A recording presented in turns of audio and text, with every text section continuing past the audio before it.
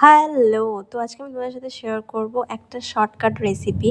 মানে আমার যত রকমের ফাঁকিবাজি রেসিপি হয় সেটা আমার চ্যানেলে দেখতে পাওয়া যায়।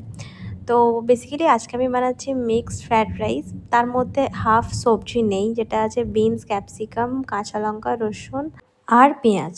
তো ফার্স্টে একটু তেল দিয়ে দেবে, তারপরে একটা শুকনো লঙ্কা আর রসুন কুচিগুলো যেগুলো রেখেছিলে ওগুলো সবার ফার্স্ট দেওয়া লাগবে। তারপর কাঁচা লঙ্কা, টুকটুক করে সব পেঁয়াজ, এরপর সব সবজি যা আছে অল ওভার সবজিগুলো দিয়ে দেবে। মানে আমার কাছে তো আপাতত ওই দিন এই দুটো তিনটেই ছিল, আর কড়াইশুঁটিও ছিল যেটা আমি বলতে ভুলে গেছি। তো এগুলো দিয়ে জাস্ট একটু লবণ আর হালকা একটু লঙ্কার গুঁড়োও দিতে পারো। এবার তোমরা ঝাল খেলে দেবে, যদি না খাও না দেবে। আর আমি এরপর দিয়ে দিলাম সকালের যে রান্না করা ভাতটা, ওইটা।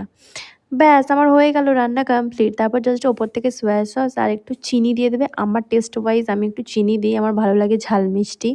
তো হয়ে গেল আমার রাতের ডিনার রেডি। তোমরা এই ভাতটা না দিয়ে দেহরাদুন রাইস দিয়েও করতে পারো, এটা ওটাতেও হয়। আরও যদি কোনো সবজি থাকে সেটাও দিয়ে করতে পারো। তো আমার কাছে যেগুলো ছিল সেগুলো দিয়ে একটা ঝটপট রান্না বানিয়ে ফেলেছি। তো তোমরাও ট্রাই করে দেখো আর আমাকে জানিও যে কেমন হয়।